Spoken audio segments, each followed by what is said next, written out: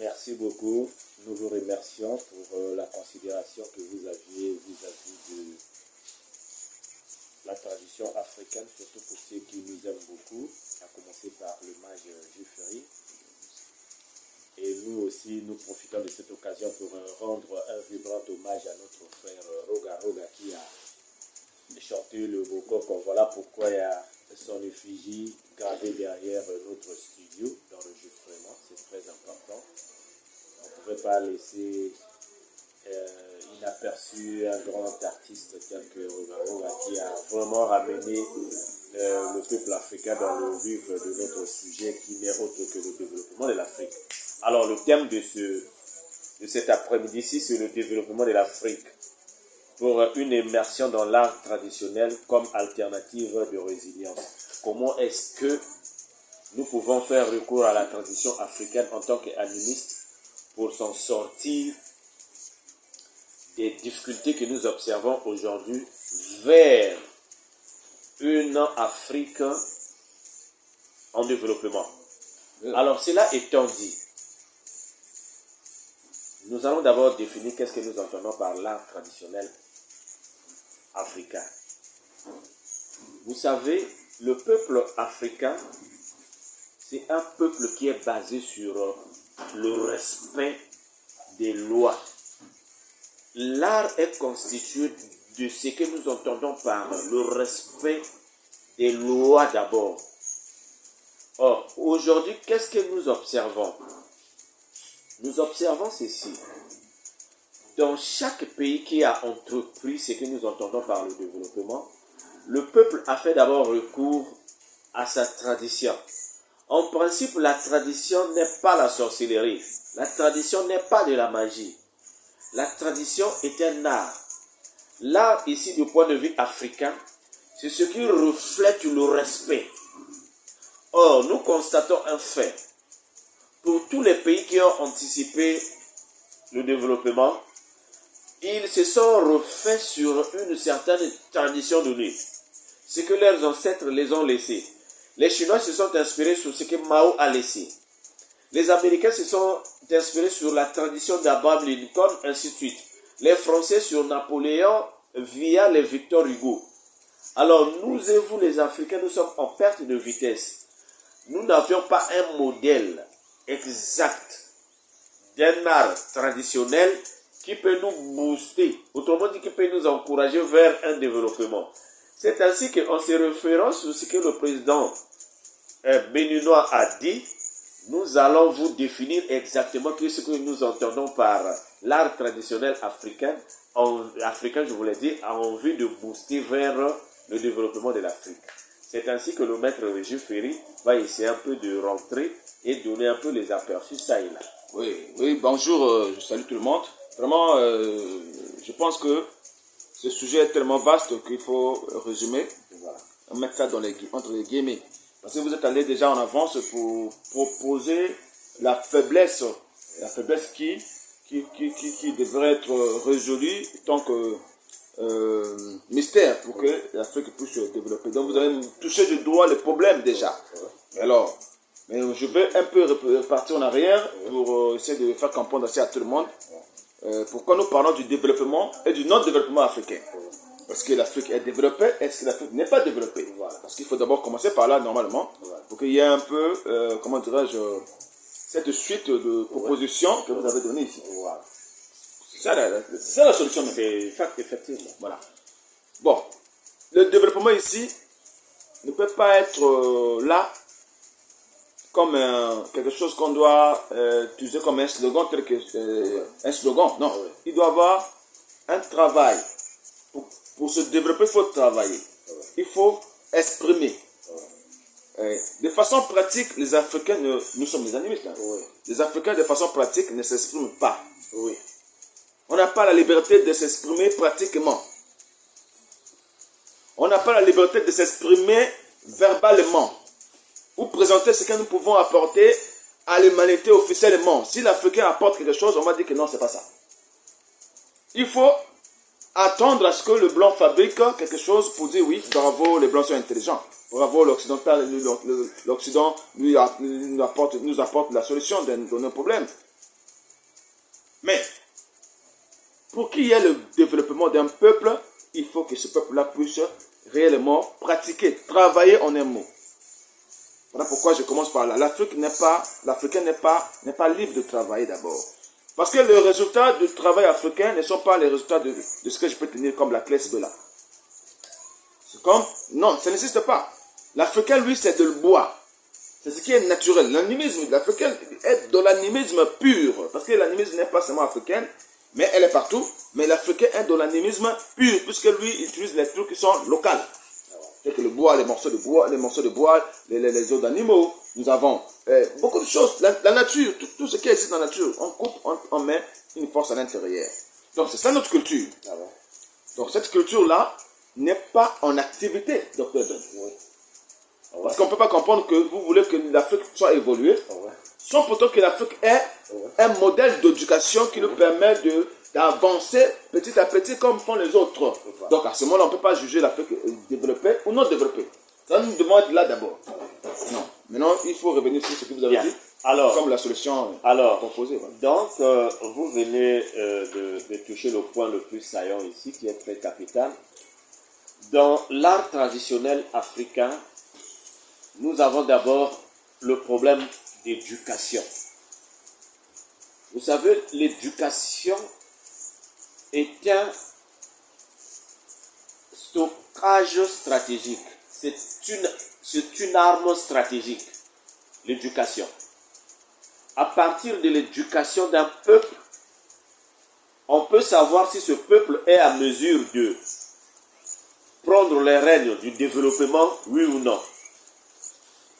À titre d'exemple, la corruption par exemple. Un peuple bien éduqué ne peut pas accepter introduire la fausse monnaie dans son économie, dans le circuit économique. L'Afrique, par exemple, a beaucoup des univers monétaires. Vous avez le franc CFA, vous avez le franc de l'Afrique de l'Ouest, vous avez ceci, vous avez cela. Alors, dans ces univers monétaires différents, il est très difficile, par exemple, pour le peuple africain d'anticiper la résilience ou d'anticiper le développement. Alors, c'est ainsi que l'art traditionnel africain a disposé une thématique sur l'éducation. Mais qu'est-ce que c'est que l'éducation du point de vue de nos ancêtres? L'éducation fait partie d'un capital traditionnel de réputation. C'est un capital réputationnel. L'éducation, en principe, dans les traditions, dans les sociétés traditionnelles africaines, devrait être de mise, c'est-à-dire de première ligne. C'est grâce à l'éducation qu'on pouvait créer le troc entre un village et un autre, un peuple et un autre, parce que vous n'allez pas quand même, si vous n'êtes pas bien éduqué, vous n'allez pas remettre quand même un bon animal à une personne que vous attendez un bon manioc. Vous voyez, il faut que vous ayez l'éducation de ne pas donner la pourriture à l'autre. Il fallait que vous soyez très bien éduqué. Or, l'éducation, en tant que capital réputationnel, parce que c'est l'éducation qui met en rude la réputation d'une personne. C'est à travers l'éducation qu'un peuple pouvait savoir, non, avec un tel, il est bien éduqué. Je peux créer un partenariat. Avec tel peuple, il n'était pas possible de générer un partenariat. C'est ainsi que l'éducation africaine actuellement est inhibée par l'éducation occidentale. C'est ainsi que dans nos accords, nous avons des problématiques là-dessus. Justement, donc quand vous parlez de l'éducation, on va continuer là parce que là on a démarré. Parce que nous avons parlé de l'art. Oui. Et dans l'art, nous avons l'éducation. Oui. L'art d'éduquer. Voilà, l'art d'éduquer. Un système de vie. Oui. Mode de vie. Oui. Autrement dit, quel est le mode de vie des Africains? Oui. Vis-à-vis de l'humanité. Oui. Donc, il faut tenir compte. Voilà. Il faut tenir compte de ça d'abord. Avant de parler d'autre chose, Il faut tenir compte de ça. Chaque peuple a sa façon d'être, de se faire éduquer. Et d'être éduqué d'ailleurs, parce que nous avons des choses qui nous font éduquer d'abord. Et nous avons cette façon d'être éduqués. Maintenant, si l'Africain a sa façon d'être éduqué, ou de se faire éduquer, à ce moment-là, pour parler réellement d'un Africain valable, il faudrait que ce soit un Africain qui est éduqué naturellement vis-à-vis de sa culture ou de sa tradition. À ce moment-là, nous avons la langue. Nous n'avons pas de langue. Il n'y a pas de langue commune. Il n'y a pas de langue commune qui peut nous relier entre nous et tous les Africains. Il n'y a pas une monnaie.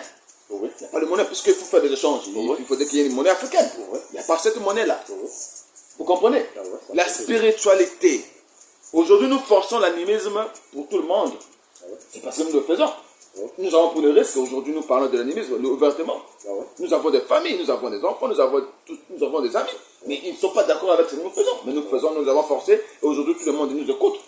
Nous avons une spiritualité aussi.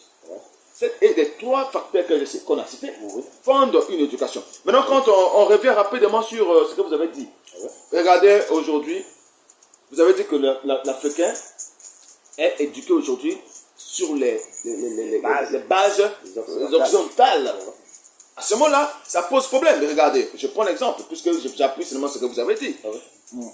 Un enfant aujourd'hui de 6 ans, c'est pas de l'école primaire, il va à l'école, il va étudier le français. Mais pourquoi pas moi, je suis congolais, on étudie l'ingala à l'école primaire? Parce que c'est ça l'éducation. L'éducation, c'est une base. La base de l'éducation d'une personne, c'est l'instruction.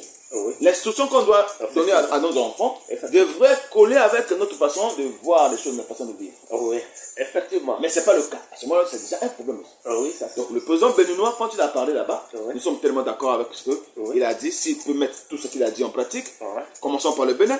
Peut-être ça va tomber, puisque c'est l'Afrique de l'Ouest. C'est l'Afrique de l'Ouest. Si ça commence par l'Afrique de l'Ouest, aujourd'hui ça va tomber l'Afrique centrale et ça va partir. C'est ça les idées, les innovations. Ça va partir de l'évolution. Ok.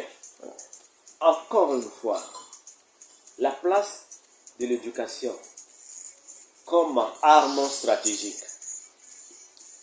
Vous savez, l'éducation africaine d'ensemble est un concept que nous émettons. Pour une éducation africaine d'ensemble, arme stratégique pour le développement africain. À quel moment et à quelle importance a l'éducation pour nous servir comme levier du développement? Parce que pour se développer, il faut avoir les objectifs à atteindre. Parmi les objectifs à atteindre, du point de vue du développement, un peuple éduqué peut éradiquer la corruption. La corruption. Par exemple, en termes des marchés, s'il est question de construire les routes, mais il ne faut pas que les offres des marchés soient pipées d'avance. On ne doit pas donner les marchés de construction aux personnes qui ne valent pas, qui n'ont pas l'éducation intégrée et qui n'ont pas la doctrine du développement, qui n'ont pas été éduqués, qui n'ont pas été formés dans ce que vous avez dit. C'est ainsi que, pour vous rejoindre, nos syllabus scolaires, nos programmes d'école doivent subir une refonte. La refonte de nos syllabus scolaires pour que les enfants soient éduqués tout en tenant compte de l'importance de l'éducation en termes de la lutte contre la corruption, par exemple. Parce qu'un enfant ne doit pas aller à l'école pour sortir demain. Il est entrepreneur et on met à sa disposition les moyens disponibles pour nous construire les routes. Et cet enfant donne les offres à un parent qui n'a pas les mérites. Parce que c'est un parent. Vous comprenez? Or, dans la tradition africaine, l'éducation était de mise et de base. Un enfant ne pouvait pas engager des choix personnel sans pourtant qu'il soit éduqué dans sa structure hiérarchique, autrement dit la famille.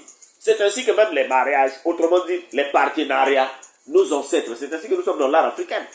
Dans l'art africain, je vous le dis, nos parents enseignaient déjà la notion de contact, c'est-à-dire moi et un tel. Les parents orientaient le contact. Parce que le développement, c'est un problème de partenariat. Vous allez signer des accords avec les entreprises, avec les banques, mais il faut d'abord éradiquer la corruption. C'est ainsi que je suis d'avis avec vous sur le problème de l'éducation, sur le problème de la formation, sur le problème de revoir les syllabus scolaires, sur le problème de regarder les programmes scolaires. Effectivement, c'est un avantage pour nous. Nous avons des écoles qui enseignent quand même. Voilà. Donc, on ne peut pas faire tout ce travail-là seul. Voilà. Nous avons des écoles qui sont là, qui enseignent. Voilà. Nous avons les intellectuels qui vont en Europe pour étudier. Voilà. Mais pourquoi qu'est-ce qui fait en sorte que les gens n'arrivent pas réellement à travailler de façon africaine, de façon locale? Puisque de façon africaine, là, je parle de façon locale. Parce que nous travaillons localement. Effectivement. On a appris là-bas, oui, mais c'est avec les machines, c'est avec ceci, c'est dans une autre culture. Voilà. Ça, c'est bon, juste. je prends un exemple parce que il y a trop. Ce sujet est tellement vaste, j'avais dit au départ. Je prends un exemple. Regardez le football au Congo, par exemple. Le football au Congo, les gens vont jouer au Congo ici. Nous avons l'image du pays, par exemple. Je prends un exemple comme ça. Bon, on prend les parents. On dit, bon, voilà un parent qui n'est pas bien éduqué, tel que vous avez parlé de l'éducation. Un parent qui n'est pas bien éduqué, pour faire un travail, on va le dire, pour faire un match. On prend parce qu'il est connu, c'est parce qu'il est derrière un tel chef, un tel cadre, un tel ministre. On l'appelle, on lui donne des avantages, on lui donne les ballons. Nous avons dit, rapportez-nous les ballons ici, que les ballons là dorment chez nous, et que nous fétichons sur le match de notre pays, parce que c'est notre image qui est interdite. Voilà. Vous comprenez donc? Donc, maintenant on ne va pas, on prend les personnes qui ne sont pas bien éduquées, dans ces choses-là, bien sûr. On donne, ils vont faire le travail qui n'est pas un travail fiable, qui n'est pas un travail efficace. Aujourd'hui, c'est une honte. C'est la même chose. Cet exemple-là revient sur ce que nous disons ici. Effectivement. Pourquoi? Je vais parachuter rapidement. Parce que il faut proposer la chose aux gens. Les gens nous écoutent. Nous avons dit ceci. Il faudrait une éducation.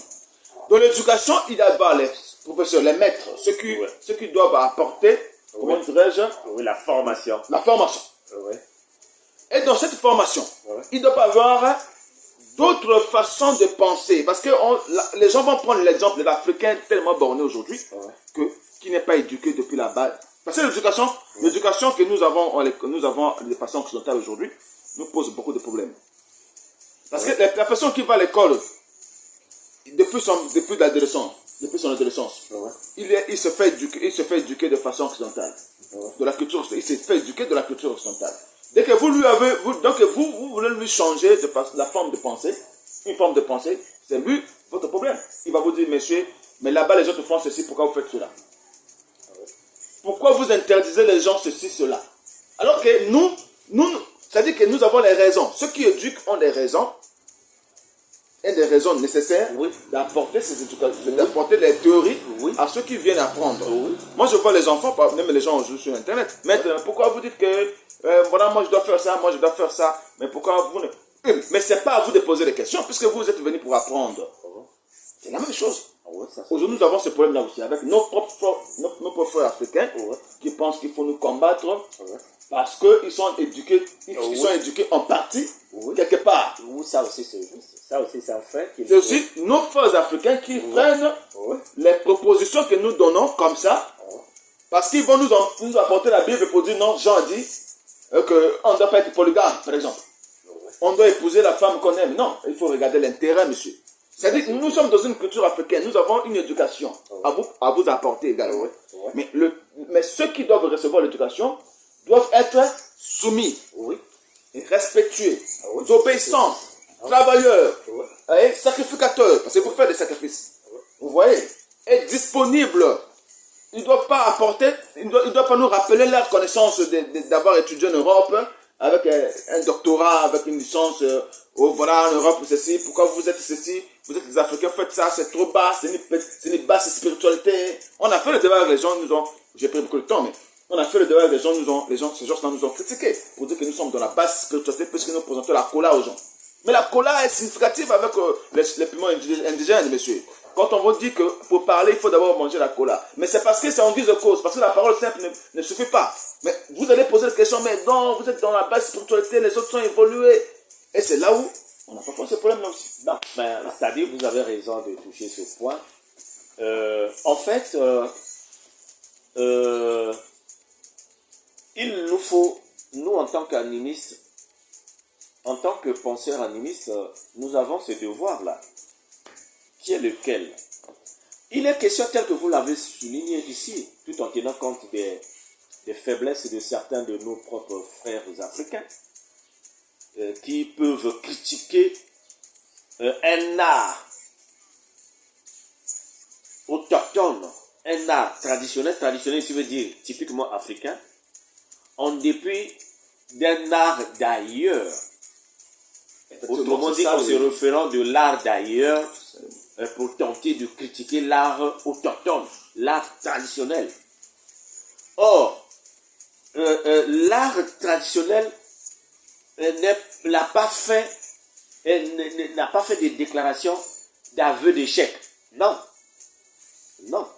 L'art traditionnel africain a montré ses preuves. Et c'est ainsi que nous y revenons avec force. Autrement dit, la tradition africaine n'a pas empêché le développement de l'Afrique.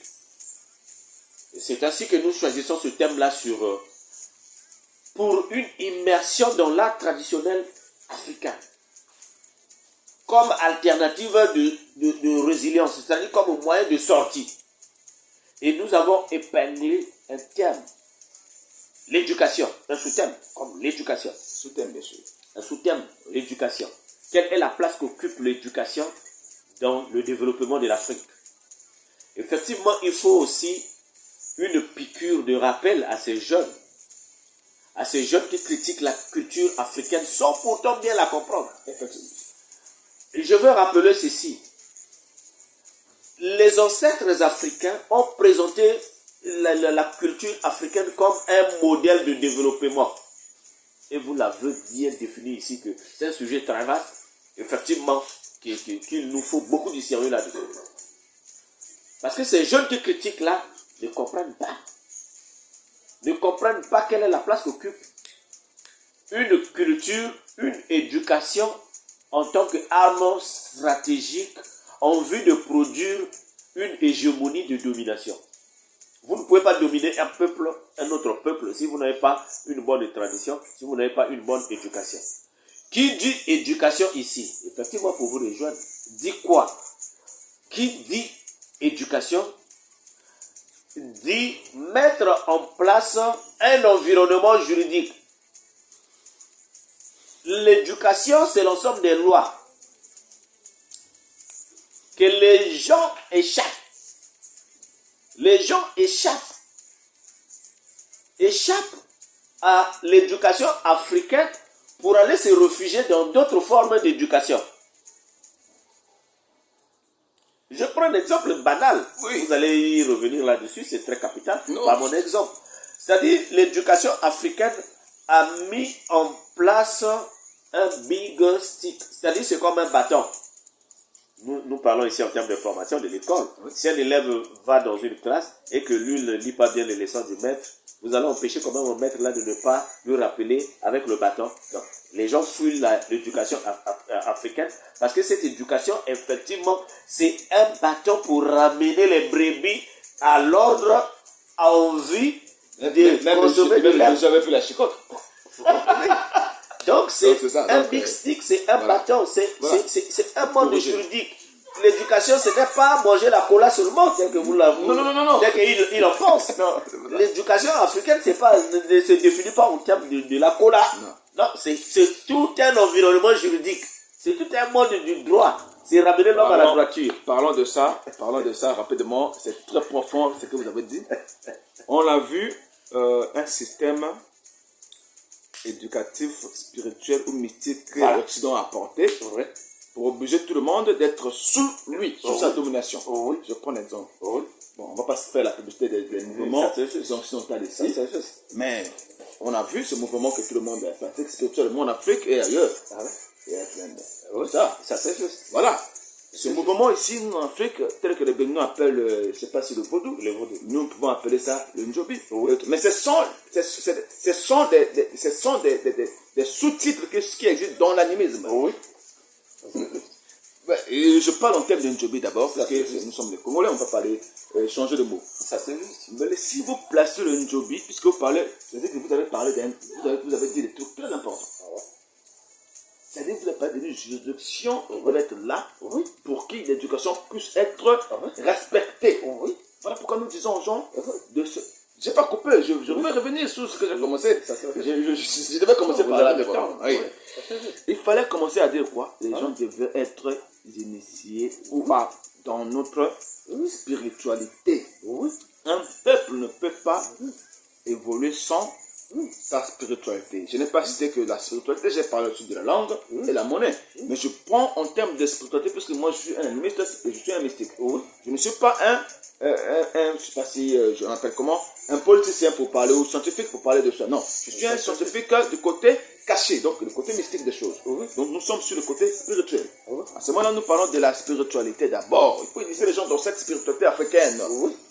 Si la personne est initiée dans cette spiritualité africaine, il sera obligé d'observer cette spiritualité. Et cette spiritualité ne devrait pas seulement se limiter à côté, tel que nous le faisons ici, avec vous en coulisses. Non. Cette spiritualité devait être inclue. Donc, on devait introduire, j'allais peut-être dire, dans la politique, des gouvernants africains. Vous voyez, la politique des gouvernements africains. Cette spiritualité devait être introduite là-dessus. J'allais dire. À ce moment-là, les gens qui sont membres, tels que ministres, chefs de ceci, chefs de cabinet, ils devaient être obligés de pratiquer cette spiritualité. C'est ça la force de l'Afrique. Maintenant, si nous remplaçons cette forme de spiritualité par autre chose, que je ne peux pas faire la publicité ici, ça c'est vrai. Voilà. À ce moment-là, nous devons faire puisque nous serons soumis, parce que c'est le gouvernant qui gouverne le peuple africain. La faute, je ne condamne pas ceux qui nous gouvernent, mais je dis ceci. Si on pouvait prendre cette spiritualité africaine, ou comment, puisque le Djobi a les commandements, nous on ne vole pas, vous ne pouvez pas voler, vous ne pouvez pas tricher. D'ailleurs, faire un détournement des fonds, impossible, vous ne pouvez pas le faire. Vous voyez comment l'Afrique devait évoluer. Maintenant, si nous remplaçons cette spiritualité, on prend la spiritualité occidentale, on vient placer à l'intérieur. Pour dire non, je suis gnostique, pour ne pas faire la publicité de cela, et pour parler de franc-maçonnerie, Rose-Croix et autres. Ça n'a pas de sens.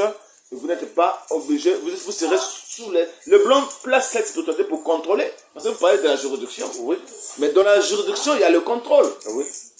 Vous ne pouvez pas tricher avec sa logique, parce que c'est une spiritualité que vous avez adoptée. L'adoption, bien sûr. Vous avez adopté, et on est dans ça, mais on ne peut plus tricher. Si vous voulez compléter contre cette spiritualité, bon, parce que le monde a des techniques pour vous faire trépasser. Ça, on dit ça clairement comme ça. Bon, je me limite là, je vais parler en profondeur.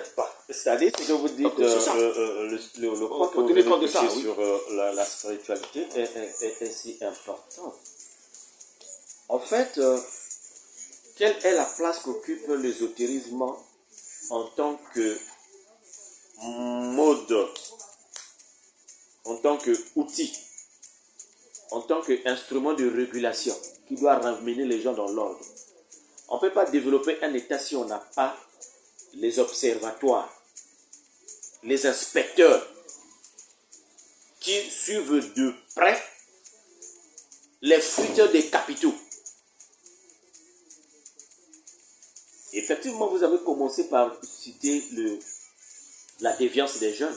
Comment est-ce que les jeunes fuient l'Afrique et vont leurs capitaux dans les modes de spiritualité étrangère, je voulais dire. Ces fuites de capitaux, ces fuites fiscales, je voulais dire, en termes de connaissances, en termes de croyances, impactent négativement le développement de l'Afrique. par manque d'éducation, bien sûr. C'est ainsi que pour vous rejoindre. Alors, l'animisme vient ici rappeler, en tant que art, la mise en place des cadres réglementaires, juridiques, ésotériques. Effectivement. Afin d'apprendre l'Africain à entreprendre selon les normes. Selon les normes. En principe, il devait y avoir des juridictions. Si quelqu'un détourne les fonds, la personne devait être entendue d'abord par une chambre de juridiction. Mais déjà te frappe automatiquement. L'Nzobi te frappe déjà automatiquement. Nous avons l'expliqué quand vous prêchez, on est dans un cercle, vous trichez avec la logique. Exactement. On est frappé. Donc, pour dire quoi? C'est que vous avez dit que l'Africain, en fait, il devait y avoir la seule religion commune africaine, c'est l'animisme. Tel qu'a cité le président, les gens sont allés dans des religions que nous n'avons pas citées ici. Or, pour une langue unique africaine, pour une spiritualité unique africaine, où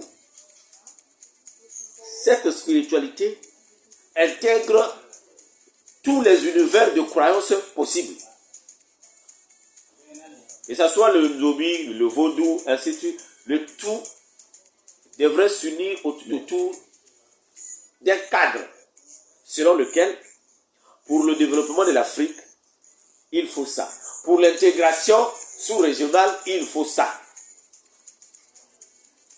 À la fin de ce que je peux appeler ici comme symposium, parce qu'il faut qu'il y ait ça, il nous faut réussir à provoquer un symposium africain. Ce symposium va discuter autour de la tradition africaine en vue de faire sortir de là un cahier qui va orienter tout le monde à comprendre la même chose, à suivre la même chose en termes du développement. Par exemple, il doit y avoir dans le ministère de l'économie un maître. Vous comprenez? Un maître qui ne raisonne pas selon sa foi. Il est directeur, mais il est dans la chose. Pour faire respecter. Si vous voulez être adjoint, réglementaire, vous devez être initié dans ça, dans sa spiritualité-là, pour que vous soyez sous son contrôle. Un ministre ne doit pas être un ministre seulement, parce qu'il est un ministre de l'économie, un ministre de l'économie numérique, un ministre de l'économie, un ministre de l'environnement ne doit pas seulement être des ministres qui se sont fait former à l'Occident. Non. Mais ça doit être des ministres qui comprennent que moi, en tant qu'un Africain, oui, ça je ne dois pas faire. Parce que dans l'art africain, sortir de son cadre de limitage pour aller détourner l'argent, ça ne va pas marcher. Je serai frappé au lieu d'attendre un feu qui viendra dans plusieurs millénaires. Parce que n'oubliez pas, c'est très important. Comment voulez-vous que quelqu'un qui pense qu'il sera puni en enfer plus tard, dans plusieurs millénaires, n'a-t-il pas la marge de manœuvre pour anticiper sur les fonds de garantie de l'État, le fonds qui va permettre aux jeunes d'apprendre, les fonds, on peut mettre la main là-dessus. Donc il faut dire ceci, pour rappeler ça. La spiritualité africaine n'est pas une spiritualité passée. Elle est à la mode. Nous sommes prêts à démontrer cela aux gens. Voilà. D'accord, donc vraiment, je pense qu'on a déjà assez parlé sur ce sujet. On en a beaucoup à faire. Je pense qu'on a conclu qu'il faut revenir dans les valeurs. Quand on dit revenez dans nos valeurs culturelles traditionnelles africaines. Et par une formation. Les gens doivent passer par la formation. Effectivement, apprenez déjà vos enfants. Faites-nous déjà ce service-là. Voilà. Apprenez déjà à nos enfants les langues. Oui, chercher les voies et moyens pour les apprendre, comment communiquer avec les ancêtres. Parce que c'est très important. Parce que l'ancêtre ici ne se communique pas en français. Vous voyez? Parce qu'il ne connaît pas le français. L'esprit, quand tu mets, ne change pas parce que vous voulez l'éduquer, non. Mais il reste comme ça, il va entendre la langue maternelle, la langue paternelle, les langues traditionnelles. Apprenez aux enfants cela, apprenez à nos enfants cela depuis le bas âge. Ne parlez pas seulement à vos enfants le français. Voilà, il y a aussi pour... Et nous, on va vous initier dans la spiritualité africaine. Ça va faciliter un peu qu'on soit fort. Parce qu'on ne doit pas seulement penser que comme ceux qui nous dirigent ne sont pas d'accord avec nous, qu'on doit croiser les bras et on doit les assister. Non. Voilà. Donc, dans ça, il faut... L'éducation passe par la formation. Il faut former les gens. Ce que nous entendons ici par l'initiation. Oui. Il faut former les gens.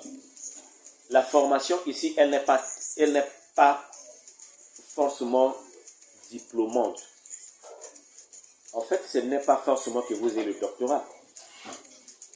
Ici, la formation, c'est une expérience, une expérimentation. C'est une formation par expérience. Et je crois que la deuxième partie de ce thème, nous allons parler sur la formation ou l'initiation. C'est ça même. Et le sous-thème, c'est la communication avec les ancêtres. Voilà. Parce qu'il ne faut pas que les gens confondent. Il ne faut pas que les gens confondent. Qu'est-ce que nous entendons par la communication? La communication avec les ancêtres ici, c'est tout un domaine qu'il faut expliquer aux gens sérieusement. Et la communication passe par la formation. Je prends un exemple. Pour un ancêtre qui n'était pas corruptible, comment voulez-vous qu'il ne doit pas vous servir de modèle? Il faut que cet ancêtre se serve de modèle. Nous sommes en perte de vitesse en termes de référence. Les Chinois se réfèrent à Mao Tse-tung. Les Nord-Coréens se réfèrent à Kim Il-sung. Nous, en Afrique, nous critiquons. Voilà. Nous ne proposons pas. Nous ne formons pas. Nous critiquons et nous encourageons la corruption. Alors, c'est ainsi qu'il faudrait utiliser les spécialités africaines pour arrêter la corruption. Parce que sans la corruption, il est impossible. Regardez, dans la liste des pays, en termes de corruption, dans les études faites, vous n'allez pas voir les pays africains gagner les premières et les deuxièmes places. Quand bien même que ces pays africains sont à majorité musulmans, à majorité chrétiens. Alors, faisons un exemple simple. Expérimentons un peu la spiritualité africaine. Et si nous étions dans l'art traditionnel africain, quelle place aurait pu nous occuper dans l'échelle des pays en termes de corruption? Voilà la question. Elle est trop forte la question. Vous comprenez? Si nous étions éduqués en tant qu'Africains, quelle place aurions-nous occupé en termes de corruption dans la liste, dans le top 10 des pays? Vous comprenez? Voilà, parce que nous sommes musulmans, nous sommes chrétiens, voilà pourquoi nous sommes beaucoup nous sommes gnostiques, nous sommes ceci, nous sommes cela, nous sommes dans la fraternité blanche universelle, nous sommes dans la Rose-Croix, nous sommes dans tout ce qui est importé en tant que spiritualité bouddhiste et ainsi de suite. Alors, quelle place occupent nos pays dans le checking? Quand nous faisons le checking des pays en termes de corruption, nous et vous les Africains, nous sommes en quelle position? Alors, si nous n'avons pas une position dans le top 10, alors revenons à l'art traditionnel africain. Et africain, je vous le dis, expérimentons ça pour essayer un peu de voir. Si le mot qui est utilisé pour l'art traditionnel, hein? Africain. Il faut venir dans cet art. Parce que là, c'est une éducation. Oui. C'est une éducation africaine. Hein? Ne pensez pas que là où vous êtes, là, vous n'êtes pas le mot est beaucoup plus un peu énigmatique, mais voilà. Donc, dans cet art-là, beaucoup de choses à l'intérieur. Vous qui nous suivez, cette émission est pour vous. Vous qui nous suivez, vous êtes un véritable capital pour le développement de l'Afrique. Alors, qu'est-ce qui vous bloque? C'est la corruption. Sur quelle échelle sommes-nous en termes de corruption dans le monde? Vous posez la question, oui, nous avons les fétiches, pourquoi nous n'évoluons pas? Oui, alors, oui. Mais si vous nous dites, est-ce que les mystères africains peuvent arrêter la corruption? Nous allons dire oui. Il suffit d'adopter. Voilà la question qu'il nous faut poser. Il faut adopter cela.